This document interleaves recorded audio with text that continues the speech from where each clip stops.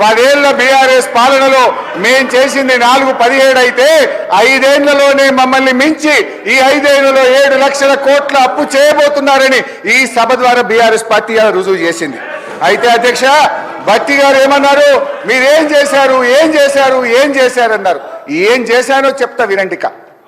ఏం చేసినాం అధ్యక్ష, ఈ రాష్ట్ర రైతాంగానికి కేసీఆర్ గారి హయాంలో 4,08,902 కోట్ల రూపాయలు ఈ రాష్ట్ర రైతాంగానికి ఇచ్చింది బీఆర్ఎస్ ప్రభుత్వం.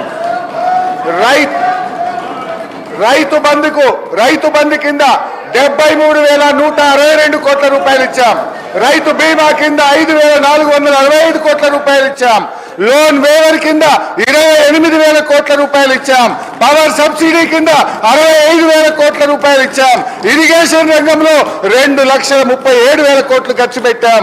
ఈ రాష్ట్ర రైతాంగం మేలు కోసం 4,08,000 కోట్ల రూపాయలు ఈ రాష్ట్ర రైతుల కోసం బీఆర్ఎస్ ప్రభుత్వం ఖర్చు పెట్టింది అధ్యక్ష. దాని ఫలితమే బీఆర్ఎస్ ప్రభుత్వ హయాంలో ఎంతో అద్భుతంగా మేలు జరిగింది. ఇవాళ ఎట్లా జరిగింది? 10 ఏళ్ల బీఆర్ఎస్ పాలనలో ఆనాడు మేము ప్రభుత్వం చేపట్టినాడు 68 లక్షల టన్నుల ఉత్పత్తి ఉంటే 1,68,00,000 టన్నులకు వరి ఉత్పత్తి పెరిగిందంటే మా ప్రభుత్వం రైతులకు చేసిన మేలు వల్ల. సాగు విస్తీర్ణం 1,31,00,000 ఎకరాల నుంచి 2,22,00,000 ఎకరాలకు 68% పెరుగుదలతో సాగు విస్తీర్ణం పెంచి మేము చూపించాం. ఇప్పుడు ఎందుకంటే అధ్యక్ష ఇట్లా చెప్పుకుంటూ పోతే చాలా ఉన్నాయి. ఇప్పుడు మీకు అంత ఇష్టం లేకపోతే ఓఆర్ఆర్ టెండర్ క్యాన్సిల్ చేయండి. వి అప్రిషియేట్, టెండర్ క్యాన్సిల్ చేయండి. హరీష్ రావు గారు ముఖ్యమంత్రి గారు అధ్యక్ష, ముఖ్యమంత్రి గారు చాలా రోజుల నుంచి ఔటర్ రింగ్ రోడ్ మీద చర్చ జరుగుతూ ఉంది. ఎన్నికల కంటే ముందు హడావిడిగా సరైన విధి విధానాలు అవలంబించకుండా టెండర్ ప్రాసెస్ను డీవియేట్ చేసి కొద్దిమంది వ్యక్తులకు ఆయాచిత లబ్ధి చేకూర్చడానికి ఔటర్ రింగ్ రోడ్డును అప్పచెప్పిండ్రని సమాజం అంతా, తెలంగాణ రాష్ట్రం అంతా దీని మీద తీవ్రమైన చర్చ జరిగింది. ఆనాడు Congress party doctor YS Rajasekhara Reddy గారు ముఖ్యమంత్రిగా ఉన్నప్పుడు అంతర్జాతీయ ఎయిర్పోర్ట్తో పాటు ఔటర్ రింగ్ రోడ్డును జైకా నుంచి నిధులను తీసుకొచ్చి ఒక అద్భుతమైన మణిహారాన్ని తెలంగాణ రాష్ట్రానికి, అంటే హైదరాబాదు నగరం అంతర్జాతీయ నగరంగా, విశ్వనగరంగా రాణించడానికి ఈ రెండు ప్రధానమైన కారణం.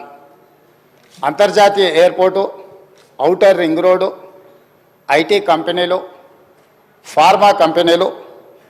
ఈ తెలంగాణ రాష్ట్ర ఆదాయంలో 60-65% ఈరోజు మన బడ్జెట్లో వస్తుంది అని అంటే ఆనాడు కాంగ్రెస్ పార్టీ తీసుకున్న నిర్ణయాల వల్ల ఈరోజు ఈ రాష్ట్ర ఆదాయం అత్యధికంగా పెరిగింది. ఇదే కాకుండా ఈ నగరం ప్రజల యొక్క అవసరాలు తీర్చాలి, దాహార్తి తీర్చాలి అని ఆనాడు పీజేఆర్ గారు పదే చేసిన ధర్నాల నేపథ్యంలో కృష్ణానది జలాలను ఫేజ్ 1, ఫేజ్ 2, ఫేజ్ 3 కావచ్చు, గోదావరి నది జలాలను హైదరాబాద్ తాగునీటి దాహార్తిని తీర్చడానికి ఈ హైదరాబాద్ నగరానికి కృష్ణా గోదావరి జలాలను తరలించి ఇక్కడికి వచ్చి నివసించే లక్షలాది మంది ప్రజల యొక్క అవసరాలను, తాగునీటి సమస్యలను పరిష్కరించింది కాంగ్రెస్ పార్టీ. ఇదే కాకుండా ప్రపంచ నగరంతో పాటు పోటీ పడాలి అని అంటే, ఈ దేశంలోనే అద్భుతమైన నగరంగా హైదరాబాద్ నగరం రాణించాలి అని అంటే మెట్రో రైలు ఉండాలి, మెట్రో అంతర్జాతీయ ప్రమాణాలతో ఉండాలి అని ఆనాడు పబ్లిక్ ప్రైవేట్ పార్ట్నర్షిప్లో ఈ నగరానికి మెట్రో రైలును తీసుకొచ్చి ఈ నగరాన్ని ప్రపంచ చిత్రపటంలో కాంగ్రెస్ పార్టీ పెట్టింది. అంటే ఈరోజు ఈ నగరం అంతర్జాతీయ నగరంగా రాణించడానికి కారణం కృష్ణా గోదావరి నదీ జలాలు, ఔటర్ రింగ్ రోడ్డు, అంతర్జాతీయ ఎయిర్పోర్టు, మెట్రో రైలు, ఐటీ కంపెనీలు, ఫార్మా కంపెనీలు, శాంతి భద్రతలను కాపాడడం, మత సామరస్యాన్ని పెంపొందించడం, ఇలాంటి ఎన్నో విధానపరమైన నిర్ణయాలు, కఠినమైన నిర్ణయాలు, రోజుకు 24 గంటలు నిరంతర విద్యుత్తు, ఒక్క నిమిషం కూడా పరిశ్రమలకు విద్యుత్ కోతలు ఉండకూడదు, 100%